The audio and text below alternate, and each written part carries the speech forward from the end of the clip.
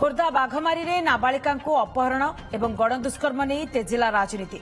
घटना को नहीं सोशल मीडिया एक्स रे प्रतिक्रिया रखिंट विरोधी दल नेता नवीन पट्टनायक। घटना अत्यंत स्पर्शकातर एवं हृदय विदारक। बीजेपी सरकार रे मां माने असुरक्षित बोली लिखिंट विरोधी दल नेता। दिनकू दिन राज्य में महिला मानक उपरे बढ़ुवा अत्याचार एवं दुष्कर्म घटना समस्त विचलित करुछि। भद्रक अरंची रे मार मृत्यु पर किस्ती टंका पाई जड़े युवती गां दांडरे एसएसजी महिला माने निस्तुक माड़ मारिबा अभियोग को नहीं भी प्रतिक्रिया रखिंट नवीन। से लिखिंट कि एबे राज्य में विकास ठप होईछि।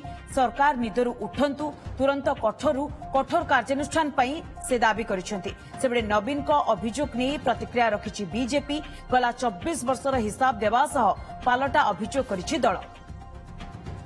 नवीन पट्टनायक जो उद्वेग प्रकाश करिसेंति हमर ये लोकों को सरकार निश्चय भाव पदक्षेप नेबे, किंतु यह द्वारा जे ओडिशा असुरक्षित अछि जे कहबा संपूर्ण भूल। तांको गोटे कथा कहबी गोदड़िलो निज गोड़ को अना एवं मिशन शक्ति कथा जहाँ कहते मिशन शक्तिर ये ऋण कल्चर नवीन पट्टनायक निजे ही सृष्टि करते। से मिशन शक्ति माध्यम माँ भौणी मानक ऋणी कराउथिले। आमे सुभद्रा माध्यम आम स्वावलंबी करेचु। याकु से ग्रहण करवा उचित।